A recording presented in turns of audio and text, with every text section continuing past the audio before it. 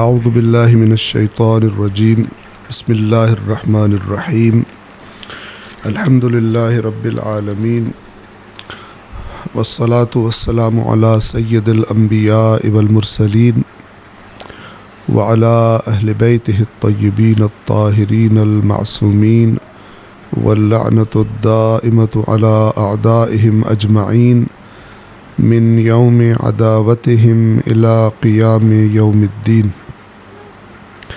پر محمد و آل محمد صلوات۔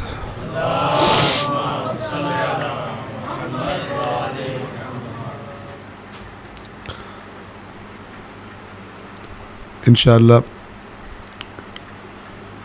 جیسا کہ مجھے بتایا گیا، آج کے اس درس سے ہم اللہ تبارک و تعالی کی کتاب یعنی قرآن کریم کو ابتدا سے سورۃ الفاتحہ سے پڑھنا شروع کر رہے ہیں، اور جو کچھ قرآن کو پڑھنے اور سمجھنے کے بارے میں خود قرآن میں اور فرامین محمد و آل محمد میں فرمایا گیا ہے، اگر اس کا ہمیں اندازہ ہو تو پھر یہ دن ہمارے لیے انتہائی خوشی کا اور انتہائی شکر گزاری کا دن ہونا چاہیے۔ قرآن کریم میں اللہ تعالیٰ فرماتا ہے کہ یہ جو قرآن ہم نے تمہیں دیا ہے، اگر خوشی ہی منانی ہے تو اس نعمت کے عطا ہونے پر خوشی مناؤ، کیونکہ یہ ان تمام چیزوں سے بہتر ہے جو تم جمع کر رہے ہو، جن کے لیے تم محنت کرتے ہو، کوششیں کرتے ہو اور چاہتے ہو کہ تمہارے پاس زیادہ ہو جائیں۔ ان تمام چیزوں سے یہ قرآن بہتر ہے جو اللہ نے تمہیں عطا کیا۔ تو انشاءاللہ ہم آج اسی سورۃ الفاتحہ سے آغاز کریں گے۔ یہ جو قرآن کا درس انشاءاللہ خدا نے توفیق دی اور زندگی دی تو یہ سلسلہ جو ہم آگے لے کر چلیں گے، اس میں ہماری توجہ قرآن کریم کے متن پر ہوگی، ٹیکسٹ پر ہوگی، کہ عربی کے وہ الفاظ جن کو اللہ نے اپنا آخری اور کامل ترین پیغام انسانوں تک پہنچانے کے لیے استعمال کیا ہے، ان الفاظ کا معنی کیا ہے۔ دیکھیے، میں ابھی اردو زبان میں آپ سے بات کر رہا ہوں، اور میں یہاں بیٹھا ہوں تاکہ کچھ چیزیں جو میرے ذہن میں ہیں وہ آپ کے ذہنوں میں منتقل کروں، اور مجھے پتہ ہے کہ جو الفاظ میں بول رہا ہوں، جو ہمارے معاشرے میں رائج ہے زبان، میں کون سے الفاظ کا انتخاب کروں، ایک جملہ بنانے کے لیے کس ترتیب میں ان الفاظ کو استعمال کروں تاکہ جو میرے ذہن میں ہے آپ کے ذہنوں میں منتقل ہو جائے۔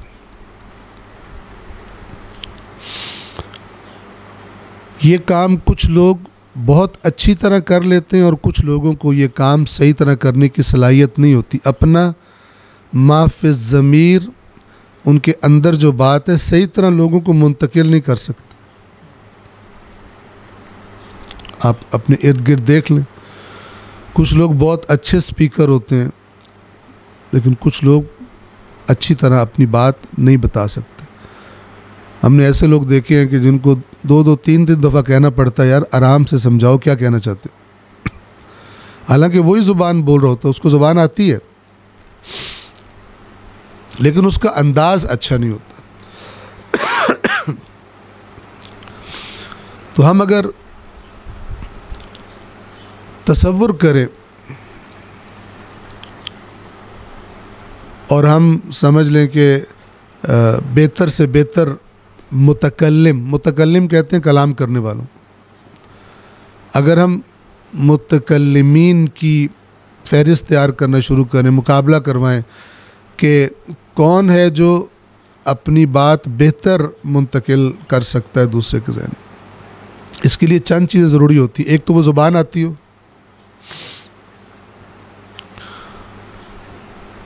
دوسرا جن سے بات کی جا رہی ہے ان کے بارے میں معلوم ہو کہ کتنی ایک بات سمجھیں گے، کس سطح کے لوگ ہیں. دو بنیادی باتیں.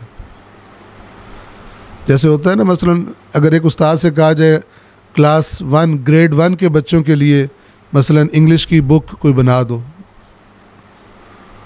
تو ظاہر ہے کہ وہ گریڈ 1 کے بچوں کا لیول ذہن میں رکھے گا. وہ مثلا او لیولز کے بچوں والی کتاب گریڈ 1 کے لیے سجیسٹ نہیں کرے گا، نہیں بنائے گا. اور اس طرح کی اور کئی باتیں جن کی بنیاد پر آپ پرکھ سکتے ہیں کہ جو ان کو زیادہ جانتا ہے وہ زیادہ اچھی بات پہنچا سکتا ہے، چاہے بول کے پہنچائے چاہے لکھ کے پہنچائے. بہت اہم بات آپ کی خدمت میں عرض کرنے لگا ہوں، اور یہ میں آپ سے درخواست کروں گا کہ میری کوئی بات آپ کو بغیر سوچے سمجھے قبول کرنے کی ضرورت نہیں ہے. اگر آپ کریں گے تو غلط کریں گے، بدترین کام کریں گے.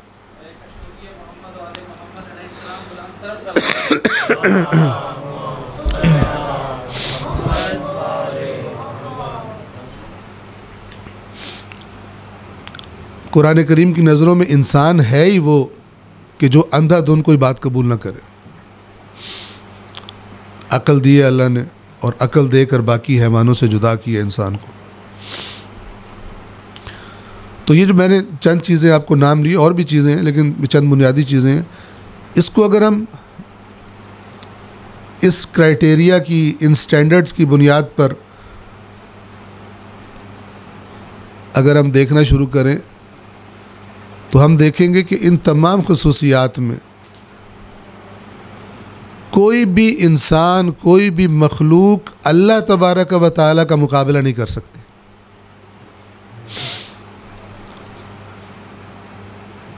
اللہ کو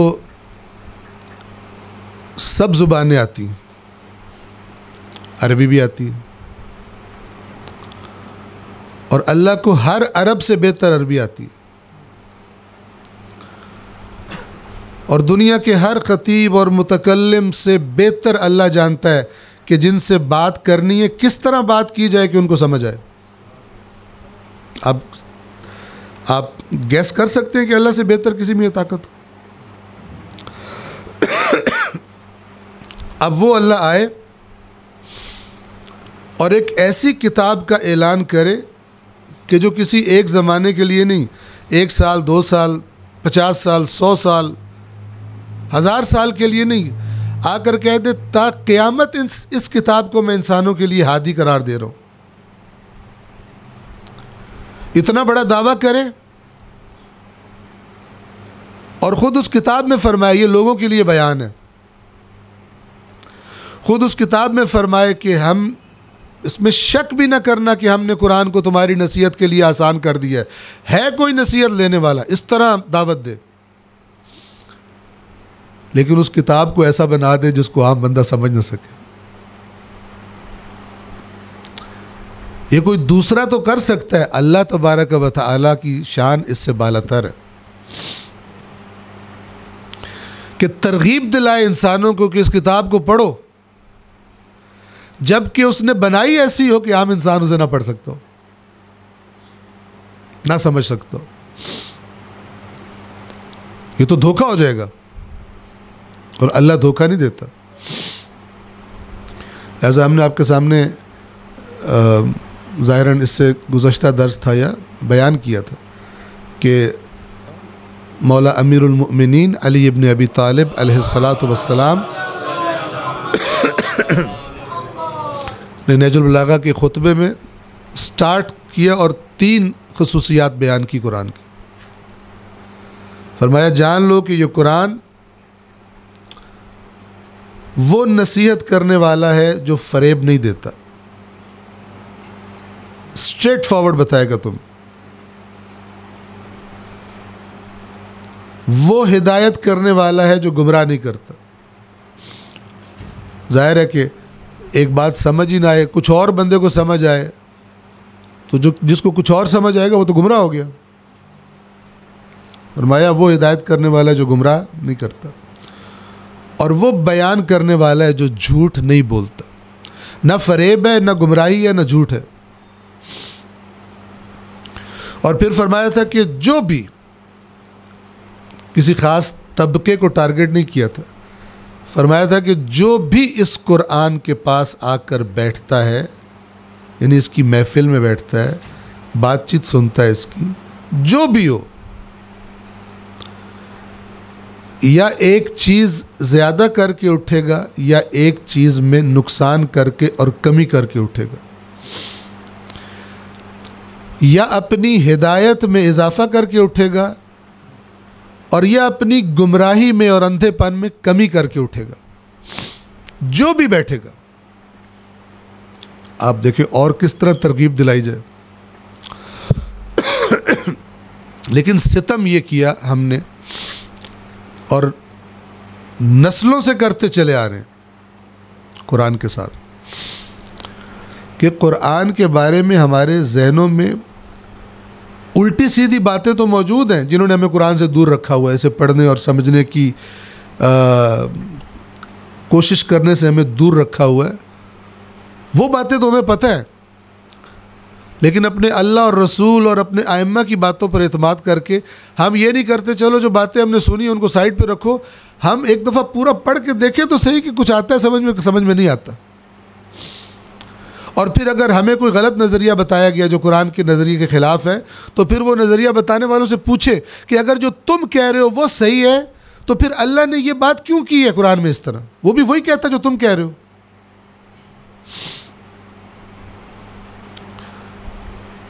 یا جو ائمہ نے بات کی ہے اس کو عرض کر دوں اور پھر سورۃ الفاتحہ کی طرف آ جاؤں۔ اور اگر ہم کسی سے سوال کریں اور وہ کہے یہ بات جو تمہیں بتا رہے ہیں یہ تو حدیث میں آئی ہے، تو ہم سب کو پتہ ہو کہ ہمارے ائمہ نے، ہمارے رسول نے بنیادی ترین فارمولہ یہ بتایا کہ ہم خاندان عصمت و طہارت اپنے اللہ کے خلاف کوئی بات نہیں کرتے، اللہ کی بات کی مخالفت میں کوئی بات نہیں کرتے۔ اب دیکھیں، سمجھیے گا تاکہ ایکچول موضوع، ایکچول یہ مسئلہ واضح ہو جائے۔ دو حالتیں ہو سکتی ہیں۔ ایک دفعہ یہ ہے کہ اللہ کا نبی یا ائمہ اہل بیت میں سے کوئی ایک ہستی ہمارے سامنے ہو اور ہمیں کچھ بات بتائے، محال ہے، امپاسبل ہے کہ وہ بات اللہ کی بات سے اختلاف رکھتی ہو، امپاسبل۔ انہیں معصوم کہتے اس لیے ہیں کہ وہ بغیر خطا کی اللہ کی اطاعت کرتے۔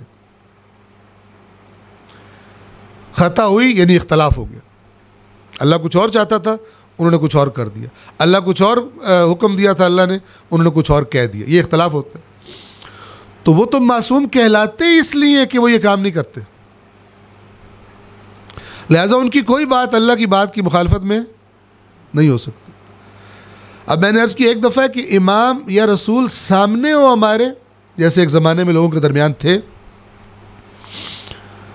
تو محال ہے کہ ان کی کوئی بات خلاف ہو اللہ کی بات کی، قرآن کی مخالفت میں۔ لیکن جس زمانے میں ہم زندگی گزار رہے ہیں، ہم تک جو ان کا کلام پہنچا ہے، تو اس کلام کے ہم تک پہنچنے میں بہت ساری مشکلات پیش آئی ہیں۔ مثلاً آپ جب بھی کوئی اصلی کتاب حدیث کی اٹھا کے دیکھیں گے تو امام معصوم سے لے کر اس کتاب والا بندہ جس نے وہ کتاب لکھی اور اس کتاب میں حدیث لکھی ہے، اس بندے اور امام کے درمیان آپ دیکھیں گے 4 آدمی، 5 آدمی، 6 آدمی، 7 آدمی ہیں۔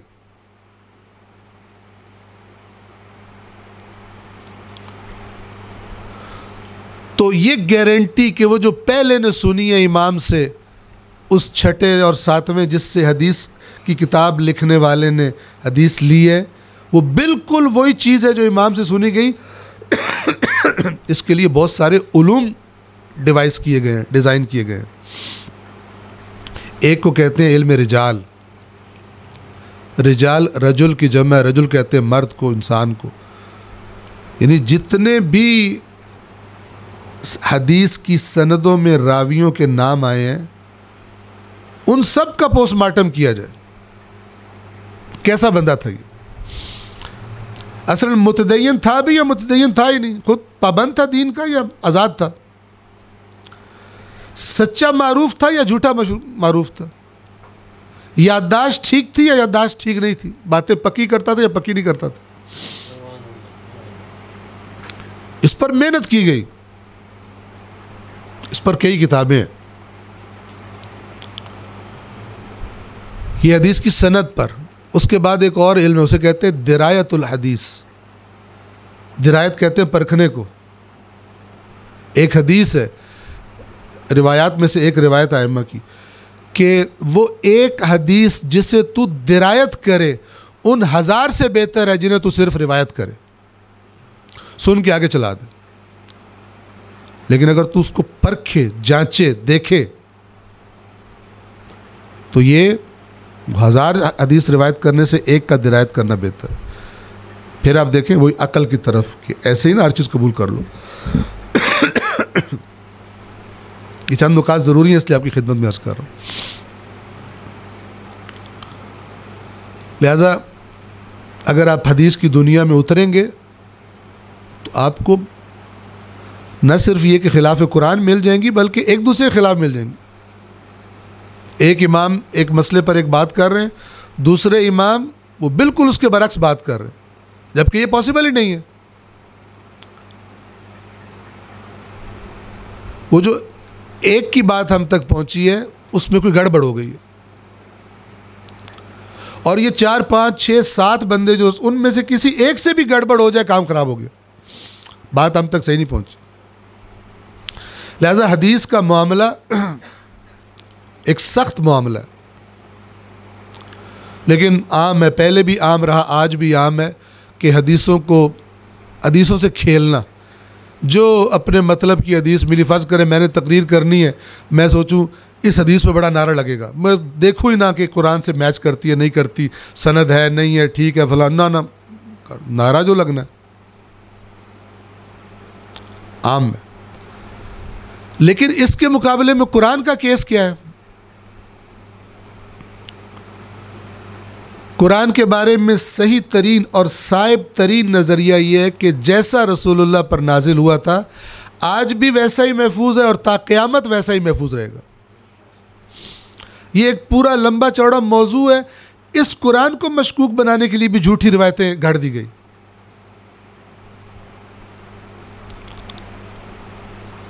جو آپ کبھی کبھی سنتے بھی ہیں، شیعوں کا 40 سپاروں کا قرآن ہے، سنیوں کا قرآن جناب حضرت عائشہ کی بکری کھا گئی تھی اور فلان تھا. یہ مشکوک قرآن کو بنانے کے لیے، چونکہ شیطان کو پتہ تھا کہ اللہ کے نبی نے اپنی امت کی ہدایت کا نسخہ 2 چیزوں پر مشتمل رکھا ہے، ایک قرآن اور ایک اطرت رسول، اہل بیت رسول. تو اس نے گیم ایسی کھیلی کہ کچھ قرآن سے فارغ ہو گئے، کچھ اطرت سے فارغ ہو گئے. دونوں کو اس نے کہا کہ ایک کو ایک کا دھوکہ دیا ایک کے نام پر، دوسرے کو دوسرے کے نام پہ دھوکہ دیا. لیکن اس نے یقینی بنایا کہ دنیا میں کوئی ایسا بندہ نہ ہو جو دونوں سے تمسک کرے، جس کی زندگی میں دونوں کا عکس نظر آتا ہو، قرآن کا اور اہل بیت کا. یہ شیطان نے گیم کی، اور اسے سلوٹ کرنا چاہیے کہ اس نے اللہ، رسول، اہل بیت کی تمام تر تاکیدوں کے باوجود قرآن مجید سے ہمیں دور رکھا ہوا ہے، اور دور بھی بڑے ٹیکنیکل طریقے سے رکھا ہے. اس نے قرآن ہم سے چھینا نہیں ہے، اس نے کہا پڑھو، ثواب لو، استخارے کرو، تعویذ بناؤ، مردے بخشواؤ، لیکن پلیز ایک کام نہ کرنا، اور جو دل نہ کرو قرآن سے، ایک کام نہ کرنا. کون سا کام؟ جس لیے یہ اللہ نے بھیجا تھا وہ کام نہ کرنا. اس کو سمجھنا مت, اس سے ہدایت مت لینا, باقی میں تمہارے ساتھ ہوں. اور ایک پارٹی سے کہا اہل بیت کا احترام کرو, آل رسول ہے, بڑے مقدس ہیں, لیکن دین ان سے مت لینا, دین اور جگہ سے لینا. تو یہ گیم کیا ابلیس نے. تو ہم اس گیم کا مقابلہ کرنے کے لیے اس درس کو شروع کرتے ہیں. اللہ نے جتنی زندگی دی, توفیق دی.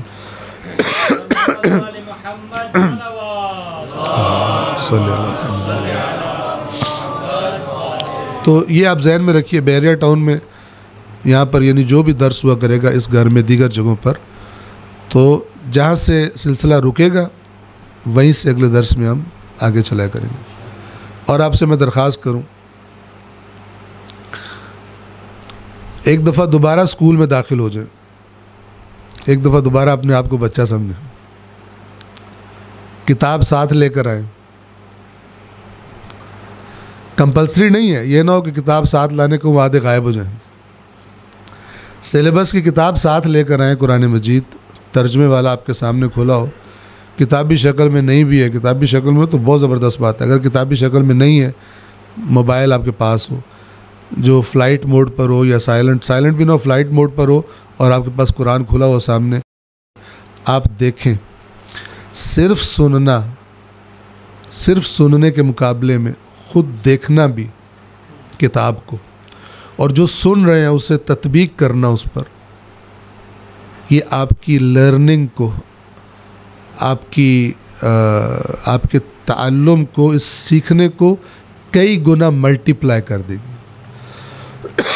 اور اللہ کا قانون بھی یہی ہے, جتنا آپ اللہ کے کام کو اہمیت دیں گے, اللہ تبارک و تعالیٰ بھی اتنی زیادہ توفیق آپ کو دے گا. وہ بھی قدردانوں کی قدر کرتا ہے, بے قدروں کو وہ بھی زیادہ لفٹ نہیں کرواتا. دیکھتا ہے کہ اس کو اگر اتنا شوق ہے تو میں کیوں کمی کروں, اور کہتا ہے اگر اس کو شوق نہیں ہے تو پھر میں کیوں دوں.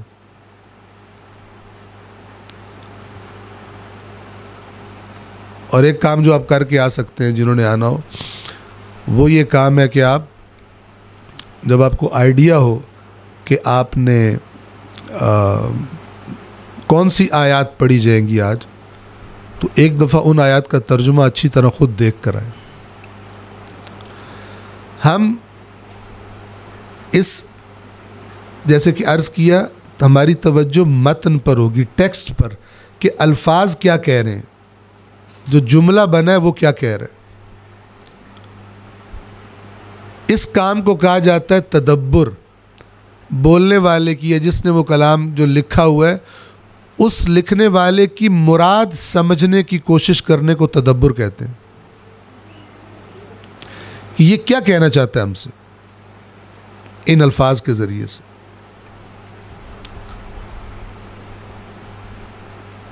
اور میں نے پہلے بھی شاید اسی جگہ پر, غالباً اسی گھر میں, نہیں تو یہاں پہ کسی اور گھر میں, یہ نقطہ بیان کیا تھا کہ ایک اور پرابلم بھی ہو جاتا ہے, اور وہ پرابلم یہ ہے کہ زمانے گزرنے کے ساتھ ساتھ الفاظ بعض اوقات اپنے معانی میں کچھ نہ کچھ رنگ بدل لیتے ہیں.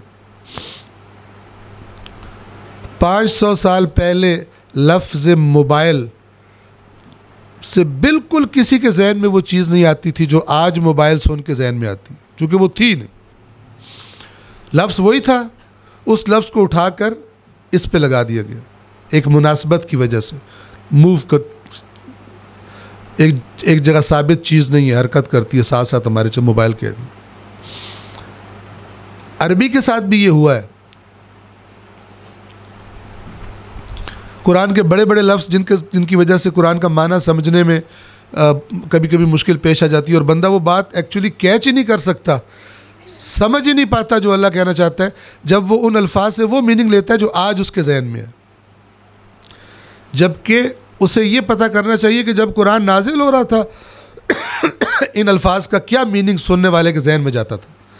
جب اللہ کا رسول یتلو علیہم آیاتہ, اللہ کی آیات جب اللہ کا رسول تلاوت کر کے اس معاشرے میں سنا رہا تھا تو سننے والوں کے ذہن میں ان الفاظ سے کیا میننگ جاتے تھے، وہ ایکچوئل ہے، ورنہ تو مراد یہ ہے تو مراد یہ ہے تو مراد یہ ہے، تو سارا مت نہیں آپ میننگ چینج کر دو گے۔ تو یہ بھی ہم جہاں پر یہ موارد آئیں گے، کفر کا لفظ ہے، ایمان کا لفظ ہے، مومن کا لفظ ہے، منافق کا لفظ ہے، اور اس طرح دیگر بہت، مسلم کا لفظ ہے جس سے قرآن بھرا پڑا ان الفاظ سے، یہ بار بار ریپیٹ ہوتے ہیں مختلف شکلوں میں، لیکن اگر ہمیں ان کا ایکچوئل میننگ نہیں پتہ تو اللہ کچھ اور کہنا چاہ رہا ہوگا، ہم کسی اور طرف چلے جائیں گے۔ ایک ہی متن کو آپ 500 سال پہلے بندے کو پڑھائیں جس میں موبائل لکھا ہو اس پہ کسی جملے میں، اور آج کے آپ کسی نوجوان کو پڑھائیں تو دونوں الگ الگ جگہوں پہ پہنچ جائیں گے۔ وہ موبائل سے وہ معنی لے گا جو اس کے زمانے میں سب سے زیادہ رائج ہے، اور یہ موبائل سے وہ معنی لے گا جو اس کے زمانے میں زیادہ رائج ہے۔ آپ دیکھ لیں انگلش میں ونڈوز، اب جن کا ہر روز کام کمپیوٹر سے ہے ان کے ذہن میں یہ والی کھڑکی آتی ہی نہیں ہے، ونڈوز سے وہی آتا ہے۔ سیل، جس کا سروکار فزکس کے ساتھ ہے وہ سیل سے کچھ اور طرف چلا جاتا ہے، جس کا سروکار بایولوجی کے ساتھ ہے وہ سیل سے کہیں اور چلا جاتا ہے، ٹھیک ہے۔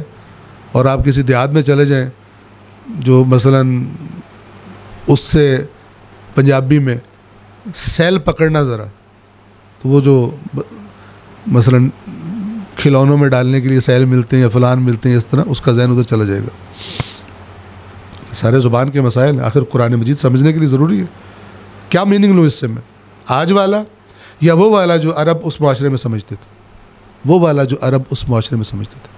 اور یہ محفوظ ہے، یہ لوگوں نے بڑی بڑی زحمت کی، کئی جلدوں پر مشتمل لغات ہیں جن میں ایک لفظ کو لیا گیا اور پھر عربوں کے تمام رائج استعمالات اس لفظ کے لکھے گئے۔ قرآن میں آتا ہے ید اللہ، ہم اردو زبان میں کیا کرتے ہیں؟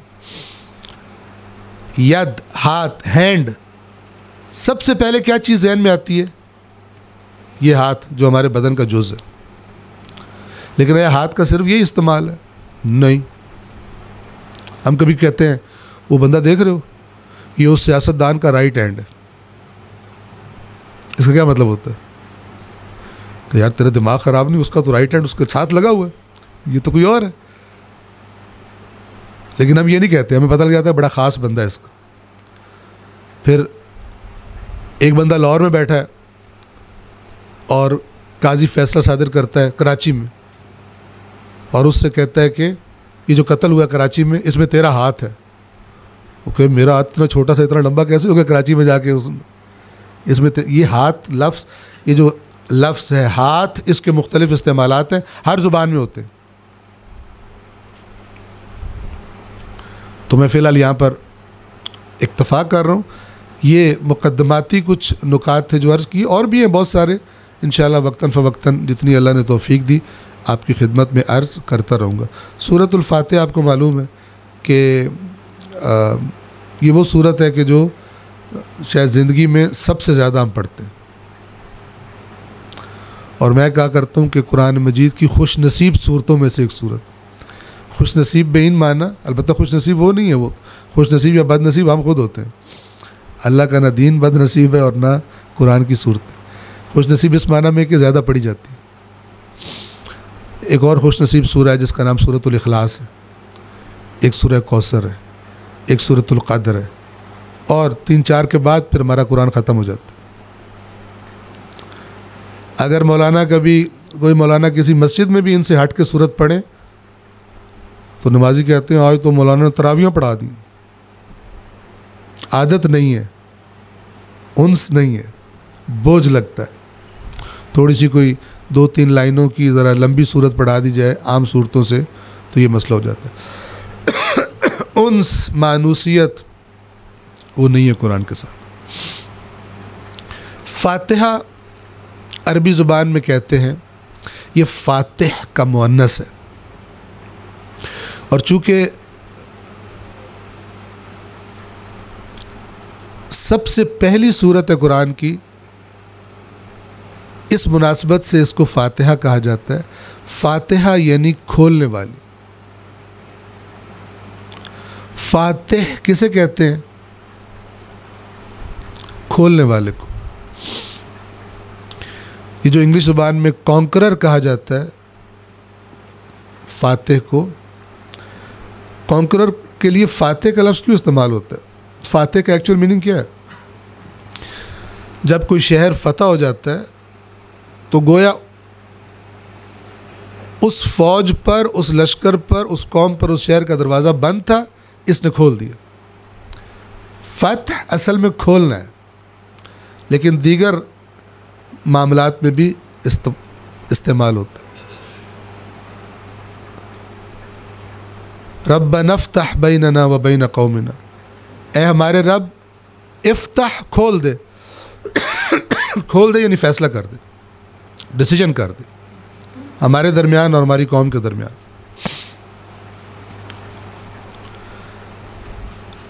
قرآن مجید کا دروازہ کھولنے والی، قرآن مجید کی انٹرنس، قرآن کی وادی میں اس دروازے سے داخل ہوا جاتا ہے، اس لیے اس کو سورۃ الفاتحہ کہتے ہیں. اور یہ نام اللہ کے نبی نے خود رکھا. سورتوں کے نام اللہ کے نبی نے خود رکھے ہوئے ہیں. سورتوں کی ترتیب اللہ کے نبی نے خود معین کی ہوئی ہے. یعنی ایک وہ ترتیب ہے جس سے قرآن نازل ہوا تھا، وہ بھی موجود ہے، اور ایک وہ ترتیب ہے جس ترتیب میں آج ہمارے سامنے قرآن موجود ہے.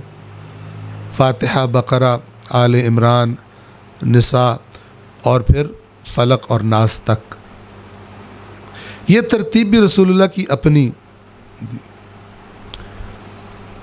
کون سی آیت کس سورہ کی ہے یہ بھی رسول اللہ نے خود کیا ہے.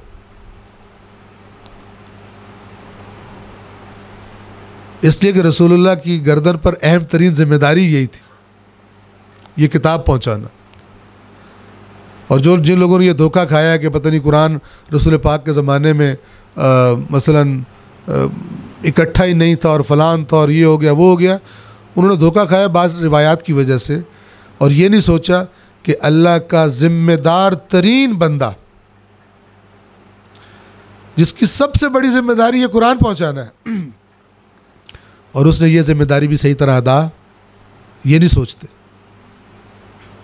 اور قرآن کے بارے میں شکوک و شبہات کا شکار ہو جاتے. نہ، اگر یہ قرآن وہ قرآن نہ ہوتا، کبھی اہل بیت اطہار یہ نہ کہتے کہ جو بھی ہمارے نام پہ بات سنو اس قرآن سے پرکھو. جب قرآن ہے ہی نہیں صحیح موجود تو پھر کس پہ پرکھیں؟ وہ موجود ہونا چاہیے، تبھی تو لوگ اس پر پرکھ سکیں گے. اور الحمدللہ ہم دیکھ سکتے ہیں طول تاریخ میں بھی اور آج بھی قرآن مجید ہر جگہ موجود ہے اور ایک جیسا موجود ہے. کتنی لڑائیاں شیعہ اور سنیوں کی، حدیثیں جھوٹی گھڑی گئی ہیں لیکن قرآن جھوٹا نہیں گھڑا جا سکا. اِنَّا نَحْنُ نَزَّلْنَا الذِّكْرَ وَإِنَّا لَهُ لَحَافِظُونَ. اس لیے کہ اللہ نے فرمایا یقیناً اس نصیحت کو، اس ذکر کو ہم نے نازل کیا ہے اور یقیناً ہم ہی اس کے محافظ ہیں. اس کے ٹیکسٹ کی، اس کے الفاظ کی گارنٹی اللہ نے لی ہوئی. جب ہم حدیث سنتے ہیں گارنٹی نہیں ہوتی، یہ وہی لفظ ہے. چونکہ میں آپ سے ایک بات سنوں، 2 دن بعد کسی کو بیان کروں تو کتنے لفظ چینج رہیں گے. ہو سکتا ہے بات وہی رہے لیکن الفاظ بدل جائے. لیکن قرآن مجید وہ اللہ کی نعمت ہے کہ الفاظ بھی وہی ہیں جو اللہ نے انتخاب کی، اور یہ بڑی اللہ کی عظیم نعمت ہے کہ جو ہمارے پاس یہ محفوظ ہے. اور اللہ تبارک و تعالی ہمیں اس کی قدردانی کی توفیق عطا فرمائے. صلوات پڑھیں محمد و آل محمد. نعرہ تکبیر، نعرہ رسالت، نعرہ حیدری، خشنود محمد و آل محمد. صلوات. یہ میں آپ کے سامنے عبارت بھی پڑھ دوں. میرے سامنے جو ہے یہ تفسیر کوثر ہے، قبلہ شیخ محسن علی نجفی کی تفسیر ہے یہ، اور یہ جو آئی فون ہے جن کے پاس یا جن کے پاس اینڈرائڈ والے فونز ہیں، دونوں میں یہ آرام سے ڈاؤن لوڈ ہو سکتی ہے، فری ہے اور بہت ہی اس کا استعمال آسان ہے۔ تو اس درس میں بھی اگر آپ ریگولر شرکت کرنا چاہتے ہیں تو میں آپ کو ریکمینڈ کروں گا کہ یہ تفسیر حتماً ڈاؤن لوڈ کر لیں۔ بسم اللہ کے بارے میں، بسم اللہ الرحمن الرحیم کے بارے میں یہ لکھا ہے، اہل تحقیق کے نزدیک قرآنی صورتوں کے نام توقیفی ہیں۔ توقیف کسے کہتے ہیں؟ یعنی جو خود رسول اللہ کی طرف سے آئے، بعد میں نہیں لوگوں نے خود سے رکھ لی۔ جب بھی یہ لفظ آئے نا توقیفی، تے واو قاف دو نقطوں والا، یہ فے اور چھوٹی ہے، جہاں پہ بھی آپ پڑھیں تو یہ توقیفی کا مطلب یہ ہوتا ہے کہ اللہ کے نبی نے خود یہ، یا اللہ کے نبی کے بعد مثلا اہل بیت اطہار نے۔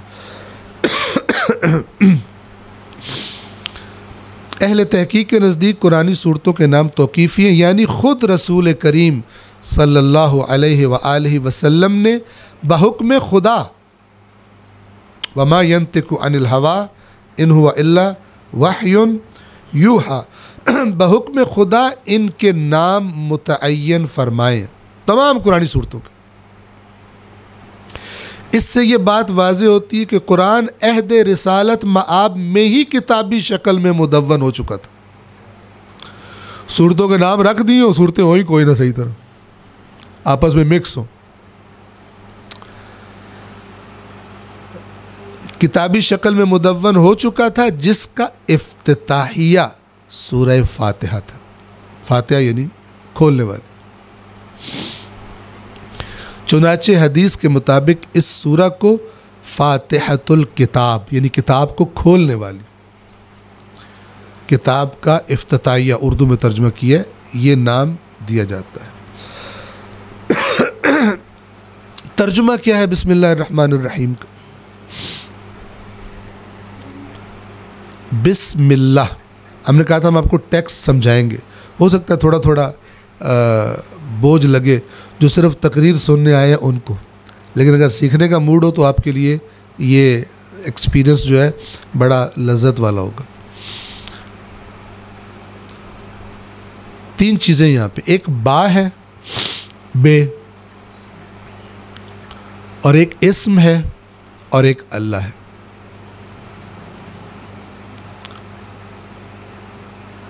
اللہ کے نام سے، بسم اللہ، اللہ کے نام سے۔ اسم کسے کہتے ہیں؟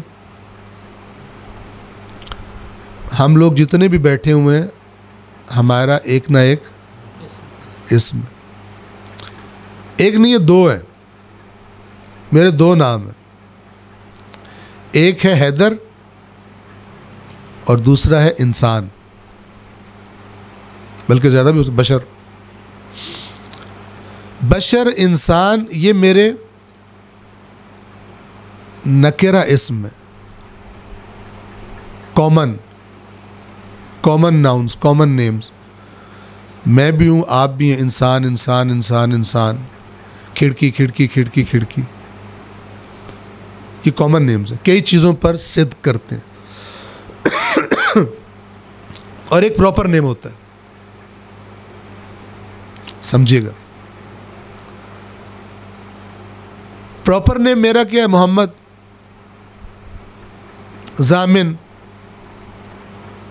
افتخار۔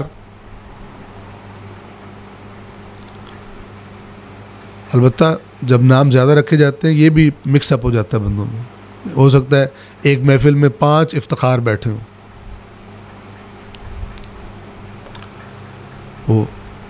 اب میں کیونکہ دینی طالب علم ہوں تو ایک جگہ میں گیا اور بیٹھا ہوا تھا، تو ایک ہال میں ایک اور بندہ کھڑا تھا، اس نے زور سے کہا اوے حیدر۔ مجھے تو ایک جھٹکا لگا، یار یہ مجھے کیسے بلا رہا ہے، پتہ چلا کسی اور کو بلا رہا ہے۔ پھر اس نے بھی محسوس کر لیا، مجھے کہتا ہے آغا صاحب سوری، وہ جو ہے نا وہ حیدر لڑکا ہے تو اس کو بلایا۔ میں نے کہا میں سمجھ گیا، کوئی بات نہیں۔ تو اس سے ایسے ہی عرض کر دیا، ایک اس میں نکرہ ہوتا ہے، ایک اس میں معرفہ ہوتا ہے۔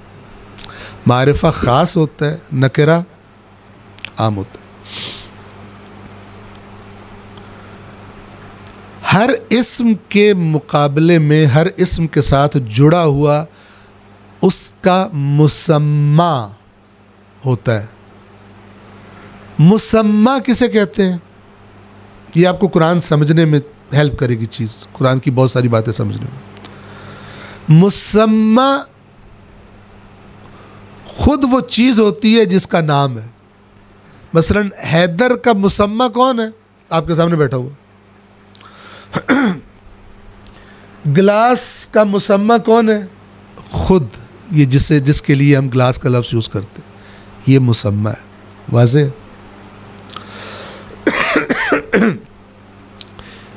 ایک اور چیز اس میں سمجھ لیں، آپ نے سنا ہوگا فلان شخص اسم با مسمى ہے.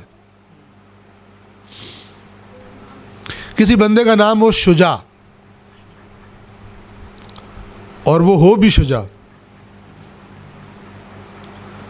تو اسے کہتے ہیں اسم با، یعنی اردو میں ہم یوں کہتے ہیں، یعنی جو اس کے نام کا میننگ ہے یہ ہے بھی ویسا ہی.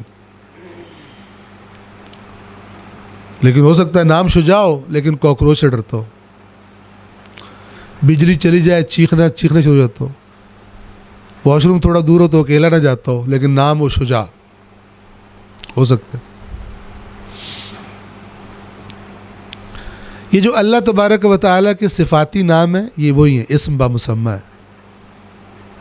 علیم، حکیم. ہو سکتا ہے ہم اپنے کسی بچے کا نام علیم رکھیں، ساری عمر جاہل رہے، علم کے ساتھ کوئی تعلق ہو ہی نہ. ہو سکتا ہے کریم رکھ دیں، کریم والی کوئی بات اس میں نہ ہو.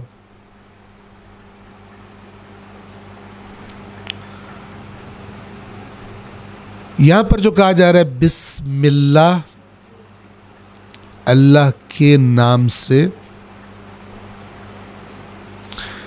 یعنی یہ جو لفظ ہے اللہ، اس سے ہم شروع کر رہے ہیں. کیونکہ یہ لفظ کیا ہے؟ کس ذات کی علامت ہے؟ کس ذات کا نام ہے؟ اس کائنات کے وحدہ لا شریک خالق. اسی طرح جیسے مثلا رسول اللہ کے نام سے، محمد کے نام سے کیا مراد ہوتی ہے؟ یعنی محمد سے. چونکہ ہم جو بولتے ہیں وہ نام ہوتا ہے، لیکن جو مراد ہوتی ہے وہ ذات ہوتی ہے جس کا وہ نام ہے. یہ ایکچولی کہنا چاہ رہے ہیں ہم اللہ سے شروع کر رہے ہیں، یعنی اپنے کام کی ابتدا اللہ تبارک و تعالیٰ کی بابرکت ذات سے کر رہے ہیں، اس سے اپنے کام کو اٹیچ کر رہے ہیں، اس سے اپنے کام کو متصل کر رہے ہیں. لیکن اس کو بولا کس انداز میں جاتا ہے؟ اللہ کے نام سے.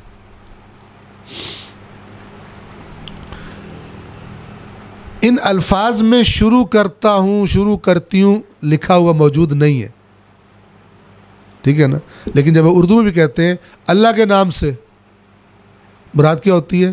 اللہ کے نام سے شروع کرو. تو یہاں بھی اللہ کے نام سے شروع. اب اگر عورت ہے تو وہ فرض کرے کرتی ہوں، اور مرد ہے تو کرتا ہوں، اور اگر بہت سارے لوگ مل کے کوئی کام کر رہے ہیں تو کرتے ہیں. کچھ بھی لگ جائے گا یہاں پر. بسم اللہ. لفظ اللہ الہ سے نکلا ہے، لا الہ. الہ عربی زبان میں کہتے ہیں جس کی پرستش کی جائے، جسے پوجا جائے. لہذا مشرکین مکہ نے بہت سارے الہ بنائے ہوئے تھے، بتوں کو بھی الہ کہتے تھے. لیکن اللہ کے لفظ سے وہ بھی آشنا تھے. یہ آپ کو اللہ کے لفظ کا میننگ بتا رہا ہوں. اصل میں یہ لفظ کیا تھا؟ الہ. الہ یعنی معبود، جس کی پرستش، جس کی عبادت کی جاتی ہے.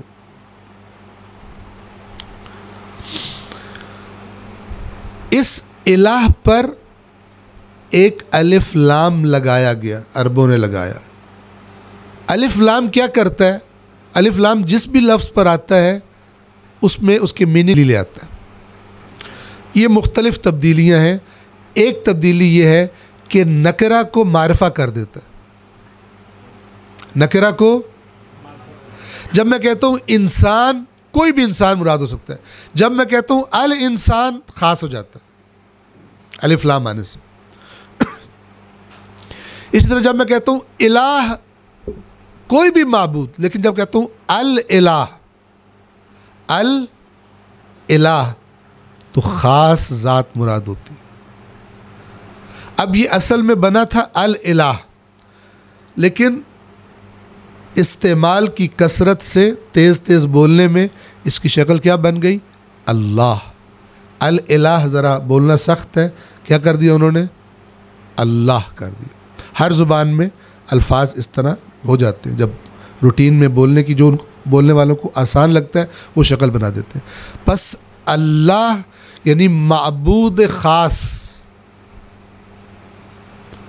چونکہ مشرکین مکہ بھی اللہ کو جانتے تھے اچھی طرح سے, اللہ کے برابر نہیں سمجھتے تھے. برابر سے مراد آپ قرآن اگر پڑھیں گے انشاءاللہ آئے گا, ان سے پوچھو اے رسول آسمان و زمین کس نے خلق کیے, یہ ضرور کہیں گے اللہ نے, نہیں کہیں گے ہمارے بتوں نے. تمہیں آسمان و زمین سے رزق دینے والا کون ہے, کہیں گے اللہ ہے, نہیں کہیں گے یہ. لیکن بیچ میں ڈنڈی مارتے, اور وہ انشاءاللہ جب آیات آئیں گی تو وہ ڈنڈی بھی آپ کو انشاءاللہ بتا دی جائے گی.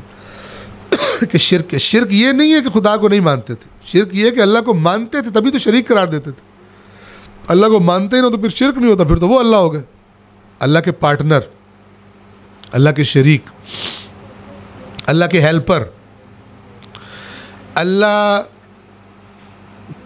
کے نظام کو چلانے والے. جیسے وزیر ہوتے ہیں, کسی کے پاس کوئی شعبہ ہے, کسی کے پاس کوئی شعبہ ہے, اور اللہ کو بھی یہ لوگ دنیاوی بادشاہوں کی طرح سمجھتے تھے, جو اکیلا سب کچھ نہیں کر سکتا تو اس نے وزیر بنائے ہوئے ہیں اور وزارتیں دی ہوئی ہیں, اور پھر وہ وزیر کبھی کبھی اللہ کو فورس بھی کر لیتے ہیں کہ آپ یہ کام کریں. اللہ کچھ اور کرنا چاہ رہا ہوتا ہے لیکن وہ اس کو کہتے ہیں کہ نہیں یہ تو کام صحیح نہیں ہے, اور آپ کو پوری انفارمیشن نہیں ہے, میں آپ کو پوری انفارمیشن دے رہا ہوں کہ یہ مسئلہ یوں ہے. تو اللہ کہتا ہے اچھا مجھے پتہ نہیں تھا. وہ بادشاہ کہتا ہے تو میں اب تمہاری بات کے مطابق کرتا ہوں. یہ اللہ اور قرآن نے کہا ہوا ہے اپنی یہ گندی مثالیں اپنے پاس رکھو, اللہ کی مثالیں دنیاوی بادشاہوں کی طرح مت دو کہ اللہ بھی ایسا ہی سمجھ لیا تم نے جیسے تمہاری دنیا میں بادشاہ ہوتے ہیں جن کو ہیلپ چاہیے ہوتی ہے, مشورے چاہیے ہوتے ہیں, وزیر چاہیے ہوتے ہیں تاکہ اس کا بوجھ برڈن وہ بانٹے. تو یہ لفظ ہے اللہ. آپ کو پتہ ہے اللہ کے بہت سارے صفاتی نام ہیں, یہ والا لفظ صفاتی نام نہیں ہے. الرحمن الرحیم, بسم اللہ الرحمن الرحیم. رحمان ایک صفاتی نام ہے, رحیم ایک صفاتی نام ہے, علیم ایک صفاتی نام ہے, قہار صفاتی نام ہے, عزیز صفاتی نام ہے, الملک القدوس السلام المؤمن المہیمن العزیز الجبار المتکبر, یہ سب کے سب صفاتی نام ہیں. لفظ اللہ کا ان صفاتی ناموں کے ساتھ کیا فرق ہے؟ توجہ فرمائیں. لفظ اللہ میں یہ جتنے بھی صفاتی نام ہیں سب کا معنی اکٹھا پایا جاتا ہے. یعنی جب آپ کہتے ہیں یا اللہ تو گویا آپ نے اللہ کو اس کی سب صفات سے پکارا ہے. جب آپ کہتے ہیں نا یا رحمان ایک صفت سے پکار رہے ہیں, جب آپ کہتے ہیں یا رحیم ایک صفت سے پکار رہے ہیں, یا حکیم ایک صفت سے پکار رہے ہیں. لیکن جب آپ کہتے ہیں یا اللہ کہ جس کی دوسری شکل ہے اللہم, عرب دو طریقوں سے پکارتے ہیں, یا بھی کہتے ہیں اور ہما بھی لگا دیتے ہیں اینڈ میں, لیکن یہ ہما صرف اللہ کے لیے اور کسی کے لیے نہیں. باقی یا زید, یا بکر, یا خالد, یا حیدر, ٹھیک ہے, یا اللہ. لیکن اللہم صرف اللہ کے لیے, یہ نہیں کہہ سکتے حیدر ہما, یہ نہیں کہہ سکتے, اللہم. جب آپ کہتے ہیں یا اللہ تو آپ کیا کر رہے ہوتے ہیں؟ تمام صفات کمال جو اللہ کی ہیں ان سب سے پکار رہے ہوتے ہیں. یعنی ان سب صفات کو اپنے ذہن میں رکھتے ہوئے اگر ہم متوجہ ہوں تو ہم اللہ کی ذات کو, یعنی سب سے بڑا یہ نام ہے اللہ تبارک و تعالیٰ کے ناموں میں سے سب سے بڑا لفظ اللہ. بس بسم اللہ الرحمن الرحیم شروع اللہ کے نام سے, دو صفات پھر اس اللہ نے اپنی بیان کی, اور بڑی حکمت ہے اس میں. جو ہم کہتے ہیں نا first impression is the last impression. اللہ نے اپنا فرسٹ امپریشن کیا چاہا ہے کہ مخلوق جب مجھ سے متعارف ہو تو میں کیسا لگوں اس کو, چونکہ مجھے دیکھ تو نہیں سکتے, مجھے حس تو نہیں کر سکتے, تو میرا تعارف کیسا ہونا چاہیے. تو وہ دونوں صفات جو اللہ نے اپنے تعارف کے لیے سٹارٹ میں رکھی ہیں وہ دونوں رحمت کی صفات ہیں. یعنی بندہ قریب آئے, بندے کو اچھا لگے.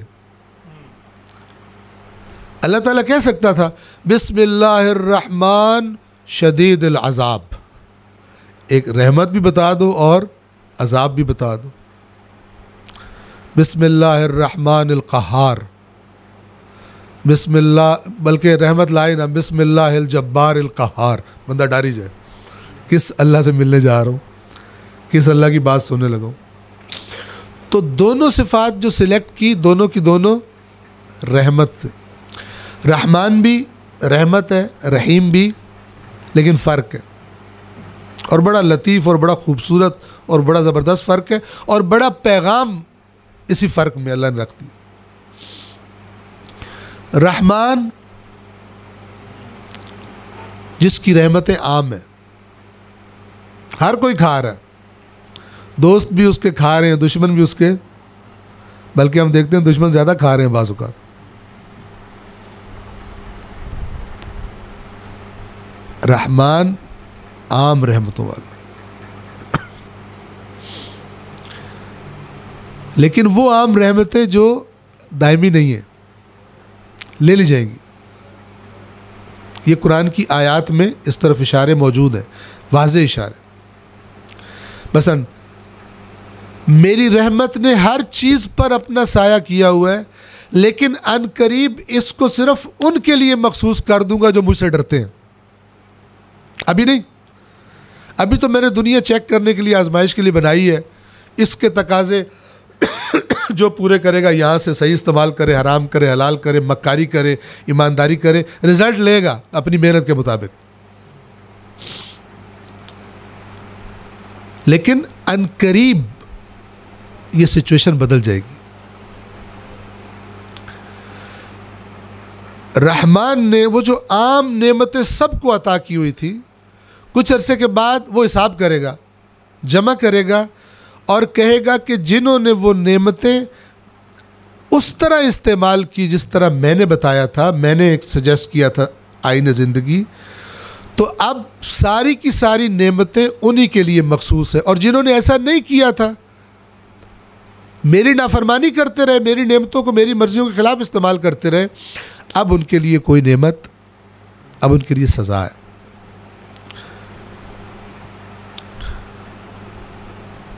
وہ جو نعمتوں کو خاص کر دینا ہے, خاص رحمتوں والا, وہ ہے رحیم. رحیم میں دو چیزیں ہیں, ایک معنی ہے خاص کا, خاص رحمتیں, اور دوسرا معنی کیا ہے دوام, دائمی. یعنی وہ جو چیزیں ہیں وہ چھننے والی نہیں ہیں, وہ دائمی ہیں.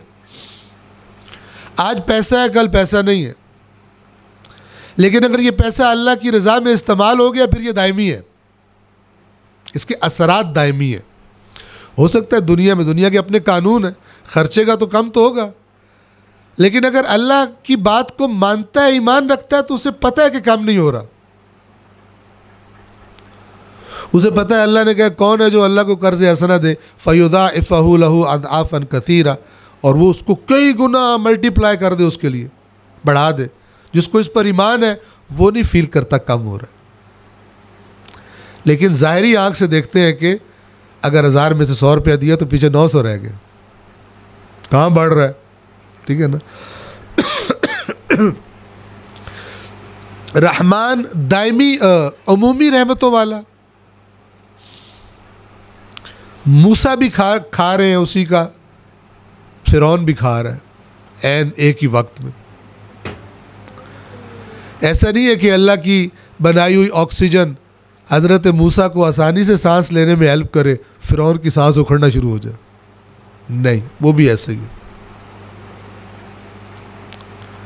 ایسا نہیں ہے کہ مثلا لوہا، دھار والا لوہا اللہ کے نافرمانوں پہ چلے تو ان کی گردن کاٹ دے، اور اللہ کے اطاعت گزاروں پہ چلے تو کہ میں نے تو نہیں کاٹنا. ایسا نہیں.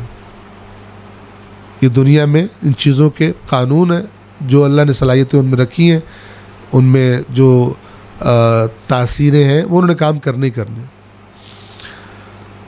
بس اب بسم اللہ کا ترجمہ کیا بن گیا؟ دیکھیے، شروع اس اللہ کے نام سے جو عام رحمتوں والا بھی ہے اور خاص رحمتوں والا بھی ہے. تو عام اور خاص کو اگر آپ جوڑیں گے تو بسم اللہ آپ سے کیا کہہ رہی ہے؟ یہ جو تمہیں دنیا میں چیزیں ملی ہیں،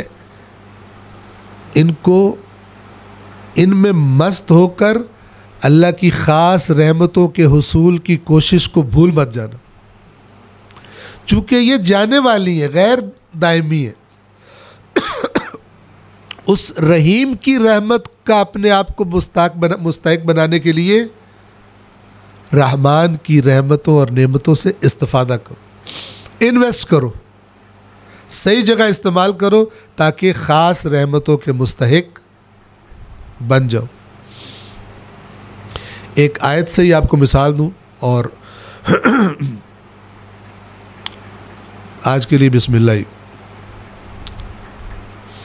یہ میں اس پہ زیادہ ٹائم، ایک تو ٹائم لگ گیا آپ کو کچھ مقدماتی باتیں بتانے میں، اور دوسرا یہ کہ یہ بسم اللہ سورۃ الفاتحہ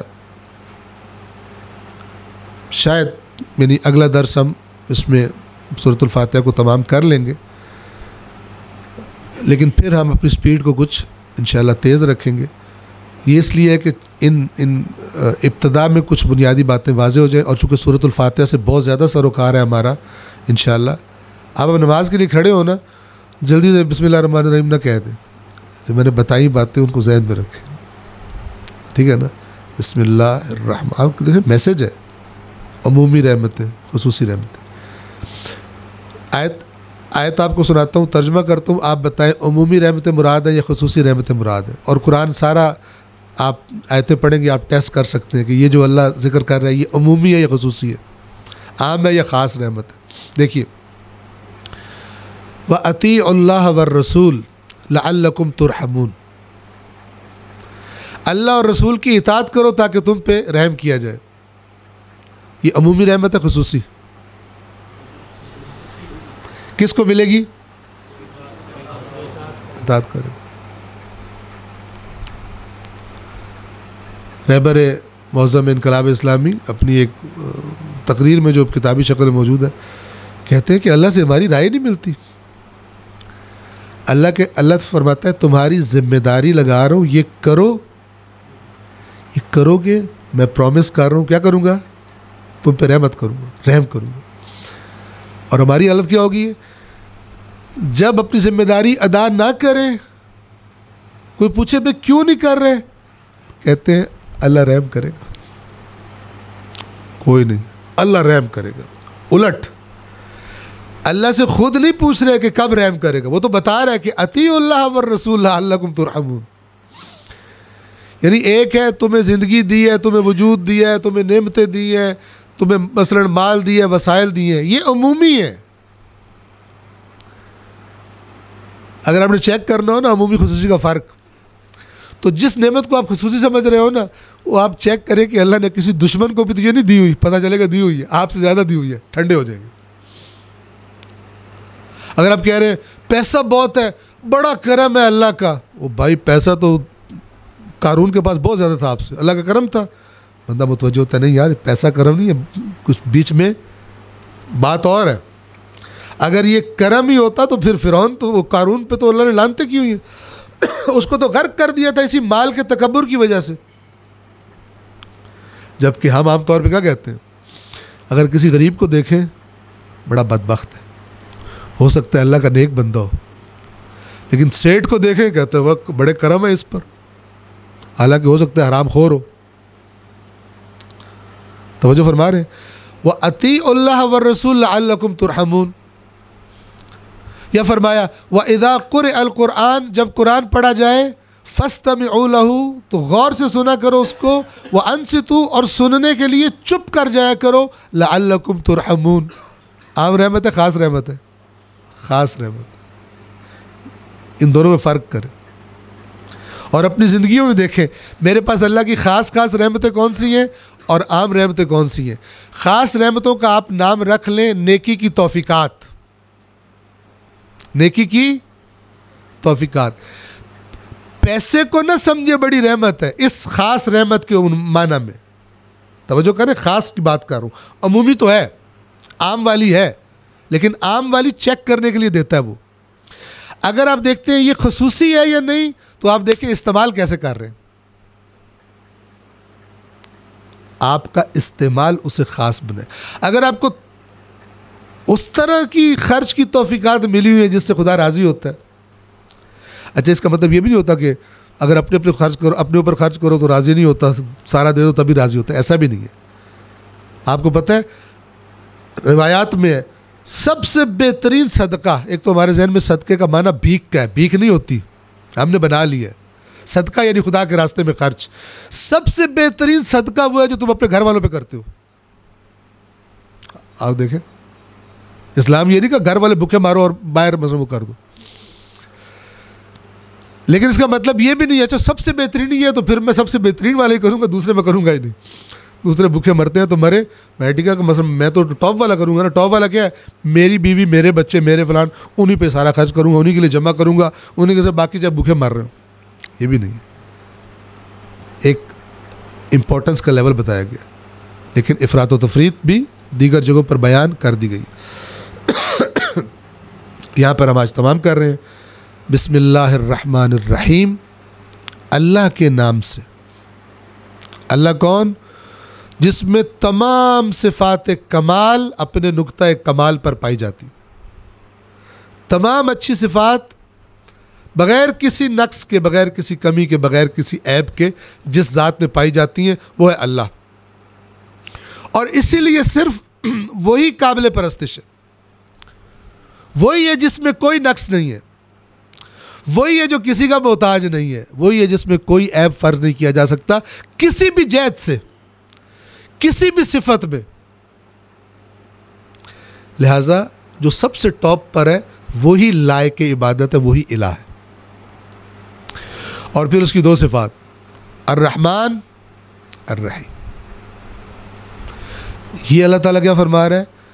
کہہ رہا ہے شروع سے ہی تجھے بتا دوں میری عام رحمتیں بھی ہیں، میری خاص رحمتیں بھی ہیں۔ یہ جو تیرے پاس ہے نا، بن مانگے تجھے ملی ہیں، یا تھوڑی دنیا میں محنت کی تو بھی مل گئی ہیں، یہ جانے والی ہیں۔ یہ میرے دشمنوں کے پاس بھی ہیں، ہو سکتا ہے تیرے سے بہت زیادہ ہو۔ ان کی وجہ سے رحیم کو نہ بھول جانا۔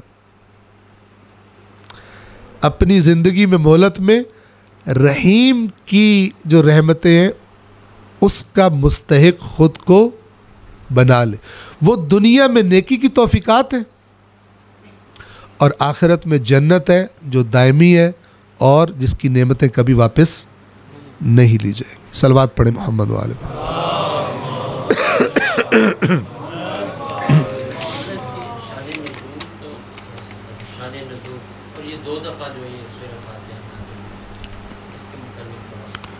شان نزول، کوئی خاص شان نزول اس کا ذکر نہیں کیا گیا، یا کم از کم میں یہ کہوں کہ ابھی میرے ذہن میں نہیں ہے، ٹھیک ہے، لیکن میں مزید دیکھ بھی لیتا ہوں۔ یہاں پر بھی نہیں بیان کیا گیا شان نزول۔ یہ ہے روایات میں کہ 2 بار ہوئی ہے، ٹھیک ہے، 2 بار ہوئی ہے نازل، یہ روایات میں ہے، لیکن اس میں تفسیر کوثر میں بھی اس کا ذکر نہیں ہے۔ انشاءاللہ میں مزید بکس میں سے دیکھ کر کوئی خاص چیز ہوئی تو آپ کی خدمت میں عرض کر دوں گا۔ اور اللہ تبارک و تعالیٰ سے دعا ہے، یہ دعا سے پہلے میں یہ کہہ دوں، آغا نے سوال کیا تو ہماری خواہش ہوگی کہ آپ کے سوالات ہوں، اور سب سے بیسٹ طریقہ یہ ہے کہ اگر یہ درس ہوا ہے، کیونکہ عام طور پہ جب درس ختم ہوتا ہے تو ہم نے وہ سنڈے کو بالعموم یعنی تقریباً ہر سنڈے کو ہی رات کو مغرب کے فوراً بعد فیصل آباد میں یہ سلسلہ درس قرآن کا ہے، وہ ہمیں کرنا ہوتا ہے۔ تو آپ سے یہ گزارش ہے کہ سوالات ہوں، لکھ لیں، اور یہ آپ یقین رکھیں آپ جتنا اس میں سنجیدہ ہوں گے، سوال آپ کے ذہن میں آئیں گے، سوال آپ کو پوچھنے چاہیے، اور مجھ تک اگلے درس سے پہلے ضامن بھائی یا کوئی دوست سوالات پہنچا دیں، تو پھر بعض چیزیں ہوتی ہیں بعض سوالات کے بارے میں جو انسان کے ذہن میں موجود ہوتی ہیں، اور بعض سوالات ایسے ہوتے ہیں جن کے لیے مطالعہ دوبارہ سے جدیداً کرنا پڑتا ہے. تو اگر مجھے سوالات مل جائیں تو پھر اور زیادہ منظم طریقے سے میں وہ پھر جو ابتدائی 5 یا 10 منٹ ہوں گے ان میں جوابات دے لوں گا، اور باقی ٹائم میں انشاءاللہ ہم آگے قرآن کے متن کو، ٹیکسٹ کو پڑھ سکیں گے. پروردگار عالم سے دعا کرتے ہیں، پروردگار یا اللہ یا رحمان یا رحیم، ہم سب کو قرآن کریم اور محمد و آل محمد یعنی ثقلین سے اے پروردگار جس تمسک سے تو راضی ہے اور جسے تو تمسک سمجھتا ہے، اے پروردگار وہ تمسک کرنے کی اور اس پر باقی رہنے کی اور تمام عمر اسی تمسک کے سائے میں گزارنے کی ہم سب کو توفیق عطا فرما. پروردگار اپنی اولادوں کو، اپنی آئندہ نسل کو آج کے اس تیز رفتار اور پرفتن اور پرخطر زمانے میں اپنی اولادوں کو بھی قرآن مجید اور محمد و آل محمد کی تعلیمات کے سائے میں تربیت کرنے کی ہم سب کو توفیق عطا فرما. پروردگار اگر کوئی مومن کسی پریشانی، کسی مشکل کا شکار ہے، مومنین کی مشکلات کو آسان فرما. بیماروں کو اے پروردگار شفائے کاملہ و عاجلہ عطا فرما. پروردگار جو مومنین جنہوں نے دعائے صحت کے لیے کہا ہے، بالخصوص سید مہر حسین کی دعائے صحت کے لیے کہا گیا ہے، اے پروردگار سید مہر حسین کو بھی اور دیگر تمام مومنین مومنات جو بیمار ہیں، بالخصوص اگر ہمارے اس درس کے حاضرین میں سے اگر کوئی بیمار ہے، پروردگار تمام کو شفائے کاملہ و عاجلہ عطا فرما. اے پروردگار جو ہمارے عزیز و اقارب دنیا سے جا چکے ہیں ان سب کے درجات کو بلند فرما، ان کی بخشش اور مغفرت فرما. بالخصوص سیدہ برجیز فاطمہ، سید جاوید عباس، سید اختر حسین، سید ظفر اقبال اور اس خاندان کے دیگر مرحومین، پروردگار سب کو اپنے خصوصی عفو و رحمت میں جگہ عطا فرما. ہم سب کا خاتمہ خیر پر اور ایمان پر فرما. اللہم صلی علی محمد و آل محمد و عجل فرجہ. صلوات پڑھیں محمد و آل محمد.